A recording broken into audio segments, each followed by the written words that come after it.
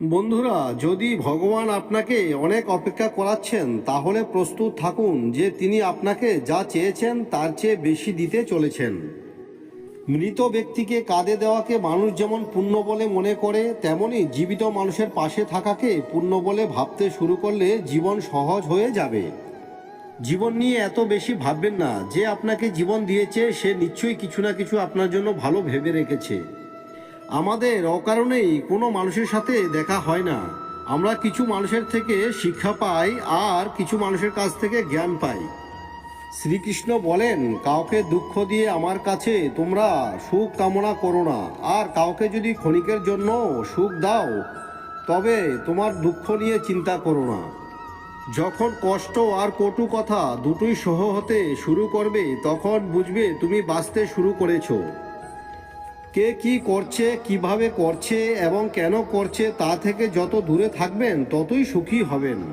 যদি আপনি হাসতে থাকেন পৃথিবী আপনার সাথে থাকবে, নইলে চোখের জল চোখেই ঠাঁই পায় না। জীবনে যাই ঘটুক না কেন তা একটি কারণে ঘটে, যা আপনাকে যোগ্য করে তোলে বা আপনাকে কিছু শিখিয়ে যায়। কাটা পেশাই করা, শেষ ফোঁটা পর্যন্ত ছেঁকে নেওয়া আখের চেয়ে ভালো কে জানে মিষ্টির জন্য কি কি কষ্ট সহ করতে হয়। যখন কেউ আমাদের হৃদয়ে আঘাত করে তখন আমাদের চুপ থাকাই উত্তম, কারণ যাকে আমরা উত্তর দেব না সময় তাদের জবাব দেবে। অন্ধ বধির বোবা হয়ে আপনার লক্ষ্যে মনোনিবেশ করুন। এখানে অনেক বেকার মানুষ আছে যারা নিজেও কিছু করে না এবং অন্যকেও করতে দেবে না, এবং তাদের মনোবলও ভেঙে দেবে। সামান্য কিছুতেই মানুষ আপনাকে ছেড়ে চলে যায়, কিন্তু ঈশ্বর আপনাকে সামান্য প্রার্থনায় কাছে টেনে নেয়। নিজের কর্মকে ভয় করো, ভগবানকে নয়। ভগবান ক্ষমা করে কিন্তু তোমার কর্ম নয়, এটাই অপরিবর্তনীয় সত্য। যেমন একটি বাছুর তার মাকে 100টি গরুর মাঝে খুঁজে নিতে পারে, একইভাবে কর্ম তার কর্তা খুঁজে নিতে পারে। আজ না হয় কাল সে তার কর্তা খুঁজেই নেবে। যদি আপনার উদ্দেশ্য পরিষ্কার হয় এবং উদ্দেশ্য ঠিক হয় তবে অবশ্যই ঈশ্বরও আপনাকে কোনো না কোনোভাবে সাহায্য করবেন। আপনি জীবনে যত বেশি শান্ত থাকবেন তাহলে আপনি সর্বদা শক্তিশালী হবেন, কারণ লোহা তখনই শক্তিশালী হয় যখন ওইটি ঠান্ডা থাকে। গরিব থাকলে কেউ পাত্তা দেবে না, পরিশ্রম করলে সবাই হাসবে এবং সফল হলে সবাই হিংসা করবে। তাই আপনি নিজের কর্ম করে যান। জীবন একটি হিসাব যা ফিরে গিয়ে সংশোধন করা যায় না। তাই আজই উন্নতি করুন এবং পুরনো জিনিসগুলোকে অভিজ্ঞতা হিসাবে ব্যবহার করুন। যে জীবনে উদ্যম, লক্ষ্য ও শৃঙ্খলা নেই তাকে জীবন বলা হয় না, তাকে বলা হয় নষ্ট জীবন।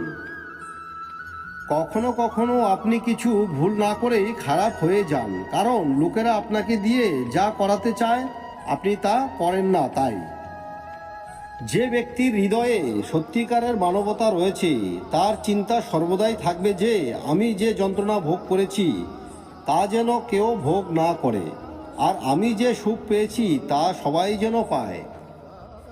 আমি হেসেও দেখেছি আর কেঁদেও দেখেছি, কাউকে পেয়েও দেখেছি আর হারিয়েও দেখেছি, এবং বুঝতে পেরেছি যে জীবনে কেবল তারাই বাঁচতে পারে যারা একা থাকতে শিখেছে। জীবন অনেক কিছু শেখায়, তোমাকে একটু কাঁদায়, একটু হাসায়। নিজের চেয়ে বেশি কাউকে বিশ্বাস করো না, কারণ ছায়াও তোমাকে অন্ধকারে ছেড়ে চলে যায়। যদি কেউ আপনাকে সত্যিকারের ভালোবাসে তবে সে অবশ্যই আপনাকে সময় দেবে, আপনাকে প্রতিটি পরিস্থিতি সমর্থন করবে এবং সর্বদা আপনার জন্য উৎসর্গকৃত হবে, কারণ সত্যিকারের ভালোবাসা একে অপরের সুখ চায়, চোখের অশ্রু নয়। লোহাকে কেউ ধ্বংস করতে পারে না, কেবলমাত্র তার মরিচাই ধ্বংস করতে পারে। একইভাবে একজন মানুষকে অন্য কেউ ধ্বংস করতে পারে না, নিজের চিন্তাই ধ্বংস করতে পারে। তাই ভালো চিন্তা রাখুন, অবশ্যই ভালো হবে। এতটা দুর্বল হবেন না যে কেউ আপনাকে ভেঙে ফেলতে পারে, বরং এতটা শক্তিশালী হন যে আপনাকে ভাঙবে সে নিজেই ভেঙে যাবে। কষ্ট আপনাকে শক্তিশালী করে তোলে, ভয় আপনাকে সাহসী করে তোলে, অভিজ্ঞতা আপনাকে শিক্ষা দেয়। যেদিন আমরা বুঝবো অন্যর ভুল নয়, শুধু তার চিন্তাধারা আমাদের থেকে আলাদা, সেদিন জীবন থেকে সব দুঃখ দূর হয়ে যাবে। যখন ভালো লাগে না তখন কাঁদো কেন? যা লেখা আছে তাই হবে। একটা পথ বন্ধ করার আগে ভগবান 10টা পথ খুলে দেয়। গ্রীষ্মের মৌসুমে পাতা শুকিয়ে গেলেও পাখিরা বাসা ছেড়ে যায় না, কারণ তারাও জানে আবার বৃষ্টি হবে এবং গাছে নতুন পাতা গজাবে। যা হয়েছে তা ভুলে গিয়ে নতুন করে শুরু করুন এবং মনে রাখবেন যে যার কেউ নেই তার ঈশ্বর আছে।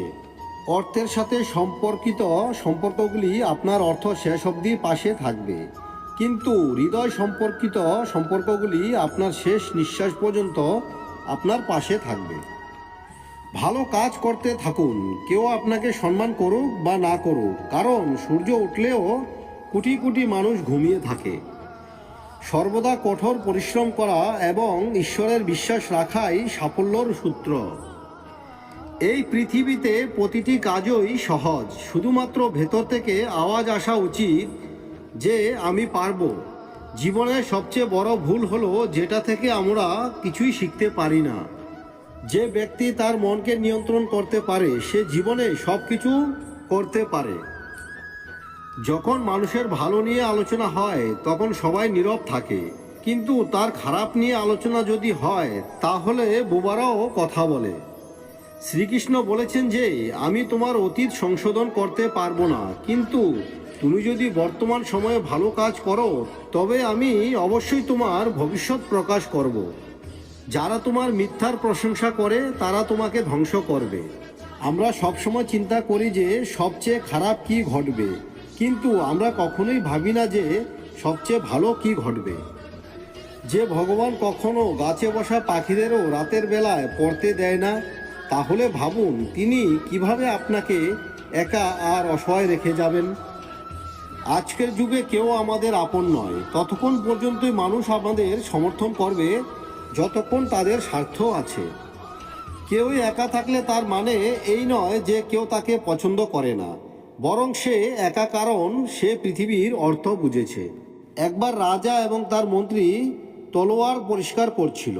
তলোয়ার পরিষ্কার করার সময় হঠাৎ তলোয়ারটি রাজার পায়ে পড়ে যায় আর রাজার পায়ের আঙ্গুল কেটে যায়। আঙ্গুল কেটে যাওয়ায় রাজার খুব কষ্ট হচ্ছিল, কিন্তু তার মন্ত্রী বললেন, মহারাজ শান্ত থাকুন, যা হয় ভালোর জন্যই হয়। তিনি খুব রেগে যান এবং মন্ত্রীকে বলেন, আমার আঙ্গুল ভেঙে গেছে আর আপনি বলছেন এটা তো ভালো কথা, এতে ভালোর কি আছে? তারপরও মন্ত্রী রাজাকে বোঝানোর চেষ্টা করেন, কিন্তু রাজা মন্ত্রীর কথা না শুনে ক্ষুব্ধ হয়ে মন্ত্রীকে বরখাস্ত করেন। রাজা তাকে কারাগারে বন্দি করার নির্দেশ দিলেও মন্ত্রী এ নিয়ে দুঃখ পাননি। তিনি তখনও একই কথা বলেছেন, যা ঘটে ভালোর জন্যই ঘটে, এবং আনন্দের সাথে নিজেকে সৈনিকের হাতে তুলে দেয়। রাজা এ কথা শুনে হতঅবাক হয়ে যায় এবং ভাবে যে আমার মন্ত্রী কতটা বোকা ছিল। তার মনে হয় আমি তার ভালোর জন্যই তাকে শাস্তি দিয়েছি। তারপর এই ঘটনার পর 3 মাস কেটে যায় এবং একদিন রাজা তার সৈন্যদের নিয়ে শিকারের জন্য বনে নিয়ে যায়। রাজা একটি হরিণ দেখতে পান এবং হরিণটিকে তাড়া করার সময় রাজা তার সৈন্যদের কাছ থেকে বিচ্ছিন্ন হয়ে ঘন জঙ্গলে চলে যান। কিন্তু তিনি সেই হরিণটিকে ধরতে না পেরে বনে হারিয়ে যান। রাজা বুঝতে পারলেন যে তিনি বনে হারিয়ে গেছেন। তিনি জঙ্গল থেকে বের হওয়ার পথ খুঁজতে থাকেন, কিন্তু হঠাৎ করে বনে বসবাসকারী কিছু আদিবাসী লোক এসে রাজাকে ঘিরে ফেলে। তারা জানতো না যে তিনি একজন রাজা। তারা তাদের দেবতাকে খুশি করার জন্য বলি দেওয়ার একজন মানুষ খুঁজছিলেন। তারা রাজাকে ধরে তাদের এলাকায় নিয়ে যায়। রাজা তাদের বারবার বোঝানোর চেষ্টা করে, কিন্তু তারা রাজার কথা বুঝতে পারেন না। বলির জন্য মানুষ পেয়ে তারা খুশি হয়ে যায়। রাজাকে স্নান করিয়ে এবং তাকে বলির জন্য পোশাক পরিয়ে দেয়। এখন রাজার মনে হয় তার মৃত্যু হতে চলেছে। যখন আদিবাসীদের সর্দার রাজাকে বলি দিতে যায় তখন সে রাজার পায়ের একটি আঙ্গুল কেটে গেছে দেখল। আদিবাসী সর্দার বলল, এই ব্যক্তিকে বলি দেওয়া যাবে না, কারণ এই মানুষটি সম্পূর্ণ নয়, তার একটি অংশ কেটে গেছে এবং আদিবাসী দেবতাকে প্রসন্ন করার জন্য একটি সম্পূর্ণ মানুষই বলি দিতে হবে। কিন্তু যদি এমন একজন মানুষকে বলি করা হয় যার একটি অঙ্গ ইতিমধ্যেই কেটে গেছে, তাহলে তাদের দেবতা খুশি হওয়ার পরিবর্তে ক্ষুব্ধ হবেন। তাই তারপর তারা রাজাকে ছেড়ে দিল। রাজা খুশি হয়ে তার প্রাসাদে গিয়ে ভাবে, সেদিন যদি আমার আঙ্গুল না কাটতো তাহলে আজ আমি মারা যেতাম। আর তার মানে মন্ত্রী ঠিকই বলেছিলেন যে যা হয় ভালোর জন্যই হয়। এরপর রাজা সৈন্যদের যত তাড়াতাড়ি সম্ভব গিয়ে মন্ত্রীকে মুক্তি দেওয়ার নির্দেশ দিলেন এবং রাজা মন্ত্রীকে তার পথ ফিরিয়ে দেন। আর তখন মন্ত্রীকে বলেন, সেদিন যদি আমার আঙ্গুল কাটা না হতো তাহলে আজ আমি আদিবাসীদের হাতে বলি হয়ে যেতাম। তাই আমার আঙ্গুল কেটে আমার ভালোই হয়েছে। কিন্তু আপনি কারাগারে গেলেন, তাতে আপনার কি লাভ? মন্ত্রী খুশি হয়ে বললেন, মহারাজ, ওই দিন আপনি যদি শিকারে যেতেন তবে আমাকে আপনার সাথে যেতে হতো, এবং আমি যদি আপনার সাথে যেতাম তবে তারা আমাকে মেরে ফেলতো, কারণ আমার শরীর সম্পূর্ণ। মন্ত্রীর কথা শুনে রাজা বুঝতে পারেন আমাদের জীবনে যাই ঘটুক তা ভালোর জন্যই হয়। আমরা যদি আমাদের জীবনেও দেখি আমাদের জীবনে কিছু অসুবিধা আছে, তবে আমরা তাদের মুখোমুখি হই না এবং আমরা তাদেরকে দোষারোপ করি। আমাদের বোঝা উচিত যে এই অসুবিধাগুলি আমাদের এগিয়ে যেতে এবং আমাদের শক্তিশালী করতে আসে। প্রতিটি অসুবিধাকে ইতিবাচকভাবে দেখা উচিত, কারণ সব কিছুই কিছু না কিছু শেখায় এবং প্রতিটি ব্যক্তির জীবনেই সুখ এবং দুঃখ আসে এবং যায়। তো ভক্তগণ, এই পর্যন্তই। এই ভিডিওটি বলার সময় যদি কোনো ভুল হয়ে থাকে তাহলে আমি ক্ষমা প্রার্থী। ভিডিওটি যদি আপনাদের ভালো লেগে থাকে তাহলে অবশ্যই একটা লাইক করুন। আপনি যদি ভগবান শ্রীকৃষ্ণের ভক্ত হন তবে অবশ্যই কমেন্টে জয় শ্রীকৃষ্ণ এবং রাধে রাধে লিখুন এবং সাবস্ক্রাইব করে আমার পাশে থাকুন। তাহলে বন্ধুরা, দেখা হচ্ছে আবার পরের ভিডিওতে। ততক্ষণ পর্যন্ত ভালো থাকুন, সুস্থ থাকুন। ধন্যবাদ।